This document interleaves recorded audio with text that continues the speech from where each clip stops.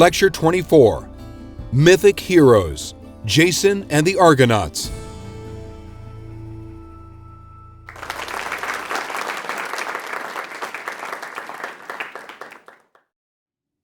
In our last lecture, we looked at the myth of King Arthur as part of our ongoing consideration of the monomyth. This time we want to do the same thing with a very famous Greek myth, Jason and the Argonauts.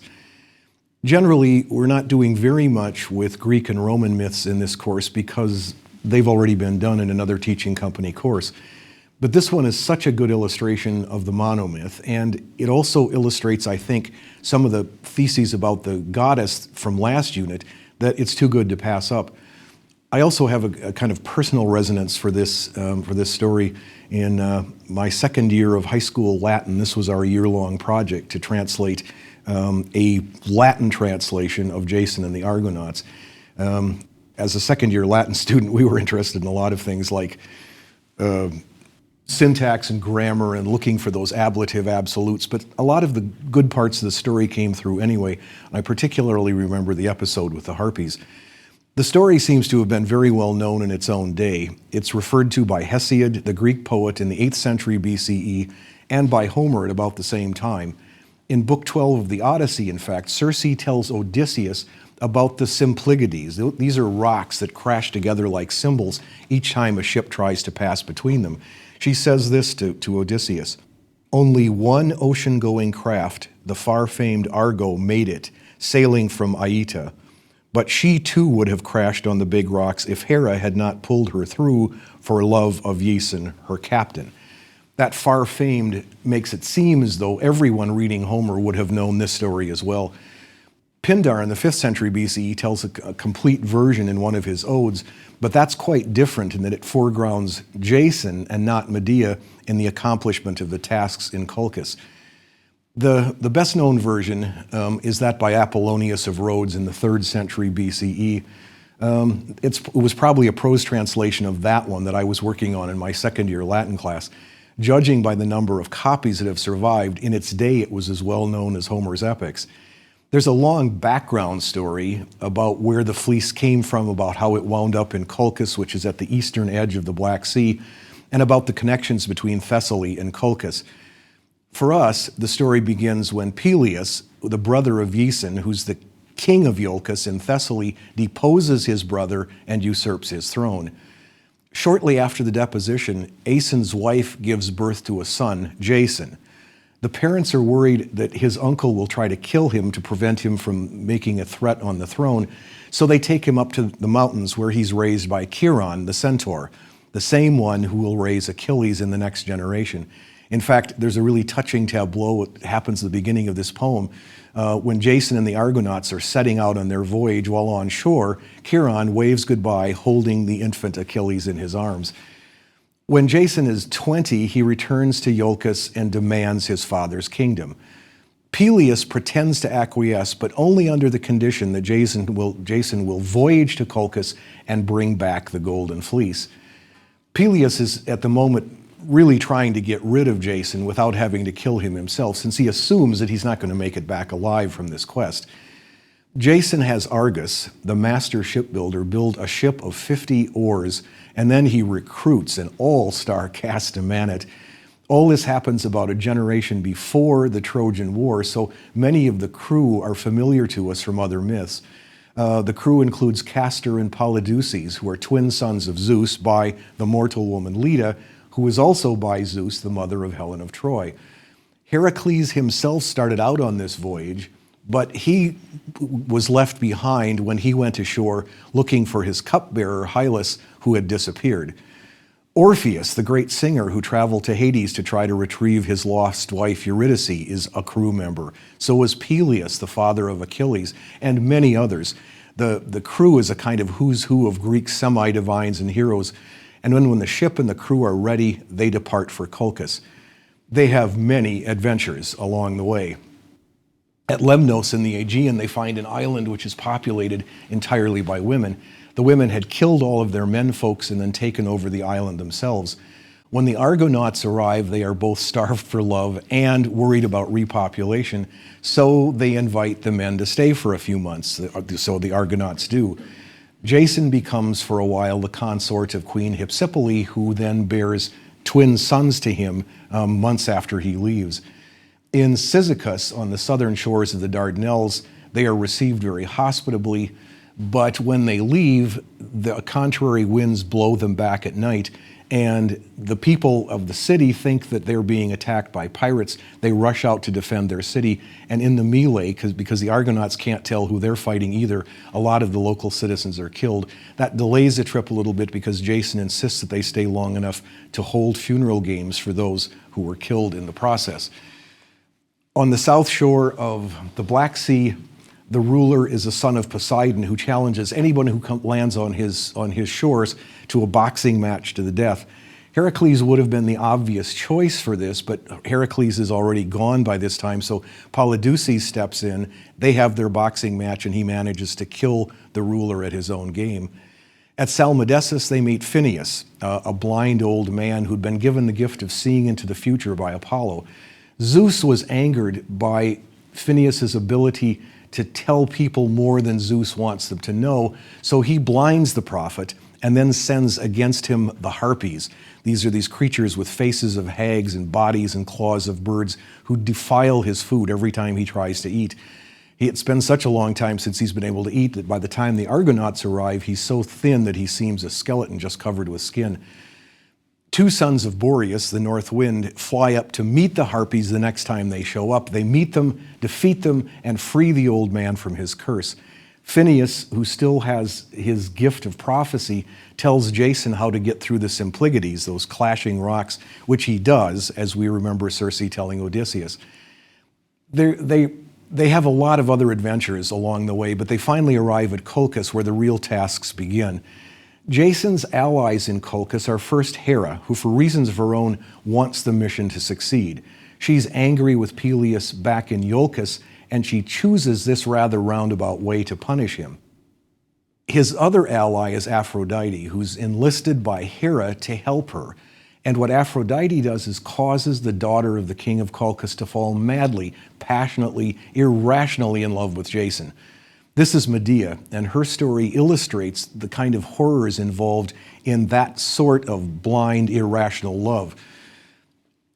The chorus in Euripides' play, Medea will say later that if a little love is a good love, a kind of love, a calm love, a quiet love is like a hearth fire that warms the house, whereas the kind of love that Medea experiences for Jason is the kind that will burn the entire house down.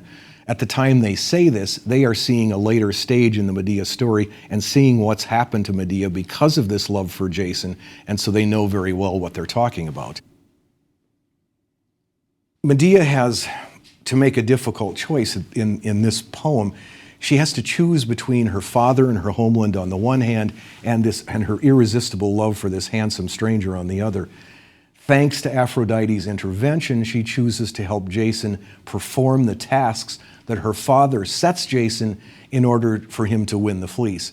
The tasks look impossible. He has to yoke 2 fire-breathing, bronze-hoofed oxen and then use them to plow up a vast field with a stone plow, and then seed the furrows with dragon's teeth, and then kill the warriors who will spring up from those dragon teeth. Medea helps him in all of these tasks. She begins by restoring his youth. First, she puts him to sleep, then cuts him up into pieces and brews those pieces in a special potion of hers, and then recreates him. He emerges a new, revitalized man. She also, for that day of the trials, gives him an ointment that makes him invulnerable and coaches him in how to succeed, tell him how to get through all of these tasks her father has set. He does. He manages to succeed at all of these things, and by the time he does, the king of Colchis knows that he's been betrayed by his own daughter, and he vows revenge on her as well as on the Argonauts. Medea knows all of this too, so she helps Jason to find the golden fleece. When they find it, she puts the dragon who guards it to sleep with a spell, so Jason can simply pull it down from the tree. Then she kidnaps her little brother and makes a run for it with Jason. She knows she can't go home again. She's going to have to flee with Jason now. There are various accounts of what happens next, but in all of them, Jason and Medea kill her little brother. They do this either so that he can't grow up to avenge his father's defeat and the theft of the fleece, or he's killed and the pieces are scattered on the water behind the ship, so the pursuing king has to stop to pick up the pieces for burial, and that gives Jason and Medea time to escape. In all of the versions, Zeus is terrifically angered by this butchery, and he puts all kinds of troubles in the way of the homebound Argos. He gives other heroes, this gives other heroes a chance to do their thing and to shine, and there are many more heroic quests and achievements by the crew on the way home. On the way home, Medea gets to save Jason several more times. Years later, they finally arrive at Iolcus and home. We can't really stop the story here because the continuation of it, Euripides' play Medea, is, if anything, more famous than Apollonius's poem. Euripides' play was actually written before Apollonius's poem, and there were probably many other versions of the ending of this story which have been lost since that he could draw on. In the play, Jason and Medea arrive at Iolcus and demand the throne. Peleus refuses to turn it over. To punish him, Medea talks the daughters of Peleus into doing the same thing for her father that she had done for Jason. That is, cut him up into pieces, brew him in her special potion, and then let him emerge a new man. Everything works except that there's no reemergence this time. This time, he doesn't reemerge from that cauldron, and that's the end of Peleus. Jason and Medea now, of course, get banished to Corinth. They've been partly responsible now for the death of the king, and they're banished to Corinth. And in Euripides' version, they have two sons. This is the point at which Euripides' play actually begins. The king of Corinth offers his daughter Creusa as a wife to Jason, and then Jason will eventually inherit the kingdom. Jason accepts the offer, basing his decision on a law of Athens in 5th century BCE when and where the play was written that prevents his union with Medea from being a legal marriage, since she is an alien not born in Athens, not born locally. Medea has by this time given up everything for Jason, and now she faces the prospect of exile in a foreign land. We know that she can never go home again, so she takes a very grisly revenge on her husband. She sends Jason's new fiancée a robe, which when the fiancé puts it on, it kills her. Medea, remember, has great magical powers. And then when her father tries to save his daughter, the father too is killed when he tries to help. Then she kills her own and Jason's two sons as a way of getting back at Jason, and escapes all the consequences by flying off to Athens in a chariot drawn by dragons provided by her grandfather, Helios, the sun. Jason is left behind a totally destroyed man at this point. He has no heirs, he has no prospects, his life is in ruins. According to the most popular version of the story, he spends the rest of his life simply haunting the ruined and beached hulk of the old Argos, reliving the days of his youthful glory, every day just spending time remembering what it was like when he was young, until one day a rotting spar falls on him and kills him, and that's the end of Jason. The first thing to notice about Jason is that if he's not quite a second-rate hero, he's at least a somewhat tarnished one. This is partly because of that all-star crew that he gathered together, because they all need chances to show off on the voyages as well. They have many heroic feats that they perform, and so much of the heroism of the poem is not really Jason's, it belongs to members of his crew. Heracles rids a country of giants. The sons of Boreas defeat the Harpies. And all of this is repeated on the return trip, where these crew members have a chance to perform some pretty notable deeds. Even in Colchis, where he does the things for which he's best known, that is yoking the impossible oxen and plowing the impossible field and destroying the army of giant warriors, the credit really belongs more to Medea than it does to Jason. He couldn't have achieved any of this without her, nor could he have even taken the fleece without her putting the dragon to sleep, so that all he has to do is to reach out and take it. It's like pulling a towel off a rack. Apollonius, in his poem, notices how often Jason is full of fear and doubt, and notices how often Medea has to buck him up to keep him going. In Euripides' play, Jason says that Medea didn't do this for him, that Aphrodite made her do it. And even though there's a certain justice in this, technically there is a certain justice, we know this is true, it doesn't enhance Jason's status as a hero to hear him say it. In a way, I guess, Jason is perhaps more like a CEO than a hero in his own right. He's managing a crew of really talented people whose achievements he can in some sense claim for himself. Medea simply turns out to be the most talented of his allies. Still, Jason's career conforms pretty closely to the idea of the monomyth we've been carrying with us in the last 3 lectures. His birth is not miraculous. He seems to have been born in the normal way, but there are those efforts made by the father figure, here Peleus, his uncle, the king of Iolcus. There is an effort to kill him while he's young. So he's spirited away, and he's raised by an animal, or at least by a half an animal, Chiron, the centaur. This is a pretty straightforward version of Otto Ronk's family romance, in which in the myth, the son projects onto the father the hostility that the son feels for his father. As a young man, he has to prove himself, to prove he partakes of that divine essence that Leeming mentions, which Jason does. When he's 20 years old, he walks back into Peleus' town and demands his father's throne back. There are even some divine portents. Peleus has had dreams warning him about a young man coming into town with only one shoe, and it turns out that Jason has lost one shoe crossing a river, so Peleus knows this is his adversary. This is the man he's been waiting for.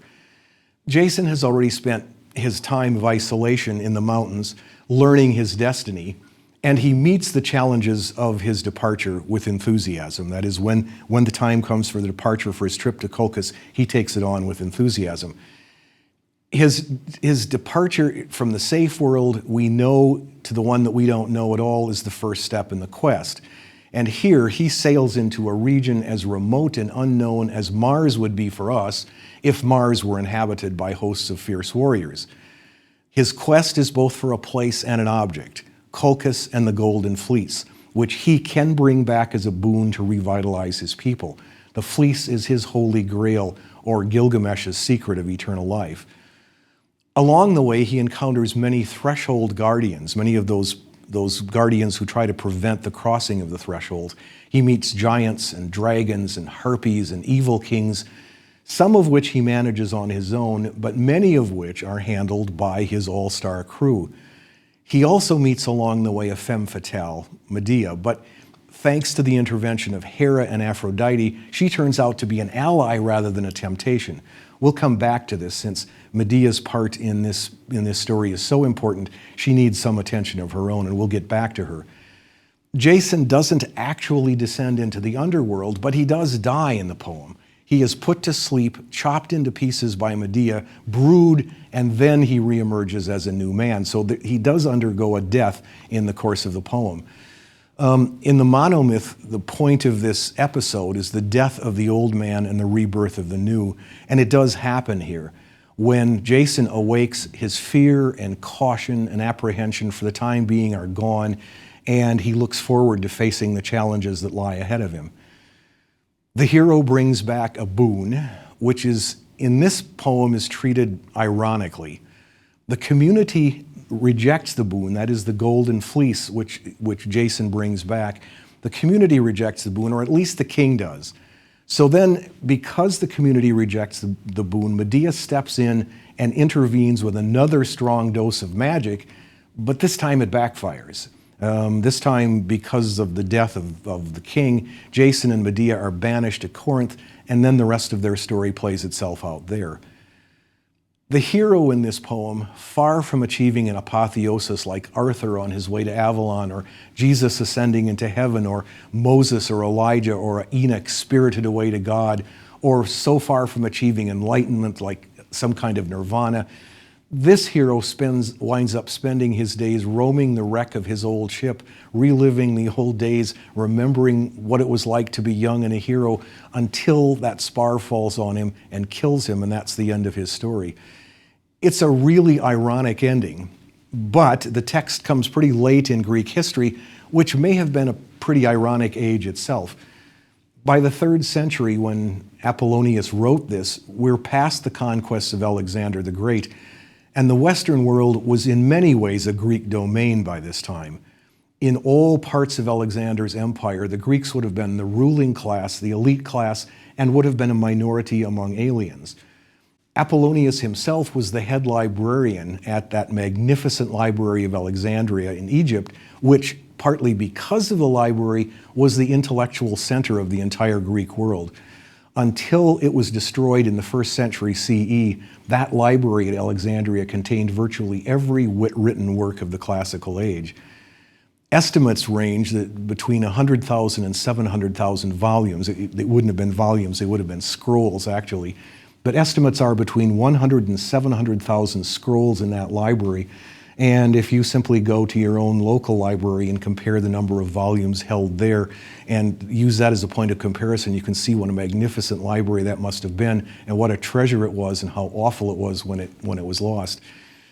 It was also a very civilized age. The values of this age, this post-Alexandrian age, were diplomacy and intelligence rather than physical prowess.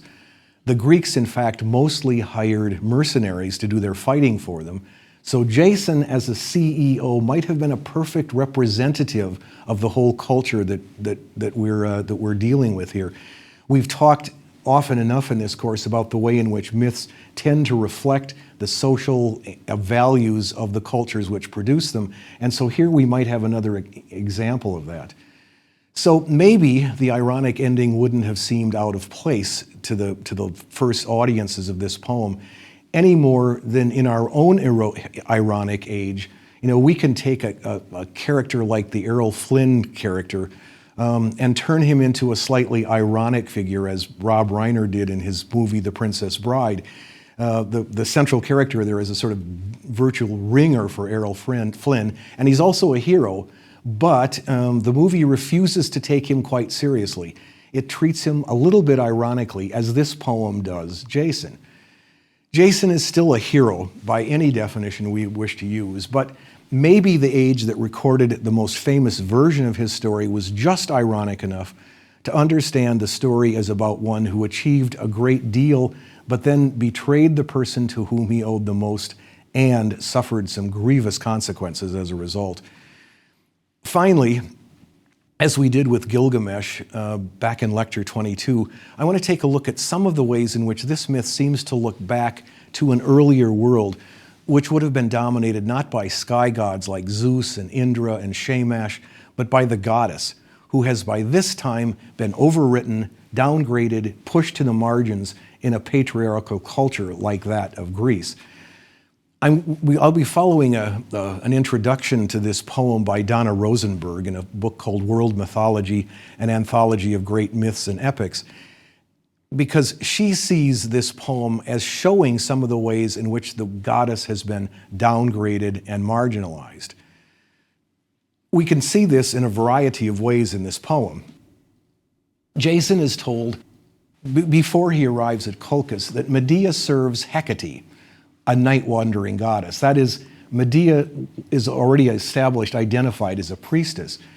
Rosenberg thinks that originally, in an earlier version of this story, Medea would have been a goddess herself, and we can tell that she might have been a goddess herself by what else Jason is told about her as he's on his way to Colchis. We are told that she can manipulate all herbs that grow on land and sea. She can call forth blazing fires and floods. She can make spring flowers grow in wintertime, and she opens the grain for ripening, and that she can make the sun and the moon change places in the sky. She sounds very much like those goddesses we looked at from earlier ages. Those earlier goddesses, we remember, were manifest in 3 stages. As the goddess of the underworld, she controls the 3 stages of life: birth and childhood, maturity and reproduction, and old age and death. As the goddess of vegetation, she controls the 3 seasons: spring with its rebirth, summer with its period of growth and harvest, and winter, the period of death and dormancy.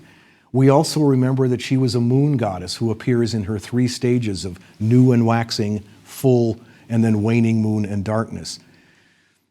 In the goddess cultures, as we learn from books like Fraser's The Golden Bough, young males competed for the right to become the consort of the priestess who represents the goddess. The tasks that these young candidates were put through included such things as wrestling with a bull, plowing a field, exactly the kind of tasks that the king of Colchis sets Jason. The consort, and we remember going through this when we were in our unit on the gods and goddesses, the consort, having served his year and thus assured another year of fertility, would be sacrificed.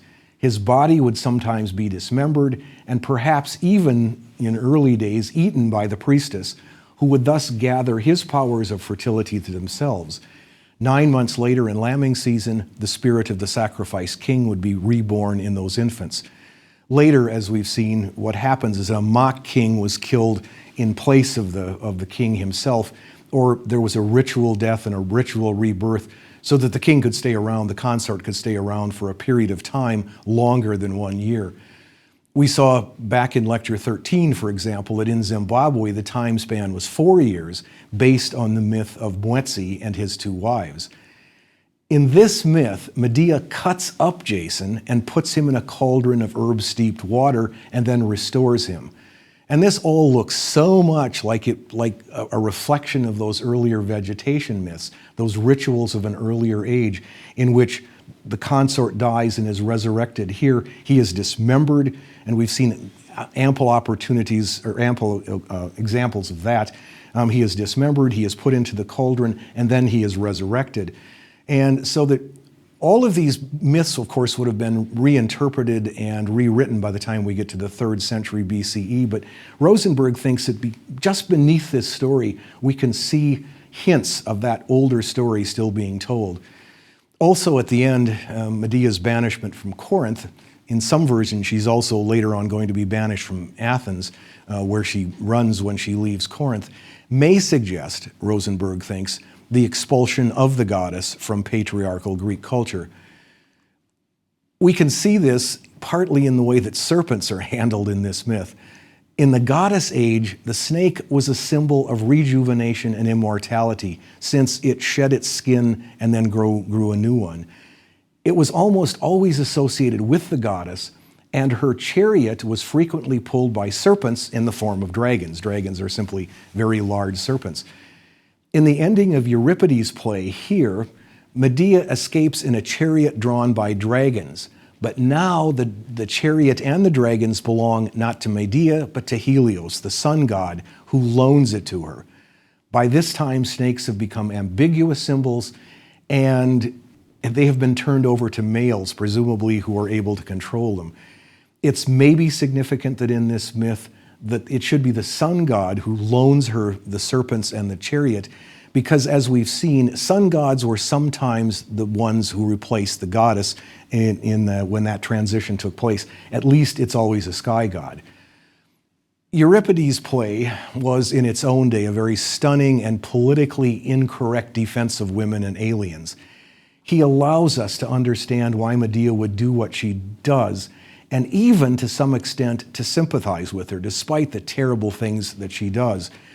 At one point in this, and toward the end of Euripides' play, the chorus sits down to talk about what it's like to be a woman in 5th century Athens. This is, of course, where the play was first written. And they say that being a woman is much, much harder in so many ways than being even a warrior on the front lines of battle. In Gilbert Murray's translation, the beginning of this lament for what a woman's life is like, the first line reads, "A reed most bruised is woman," and that speech in the Gilbert Murray translation became one of the anthems of the suffragette movement.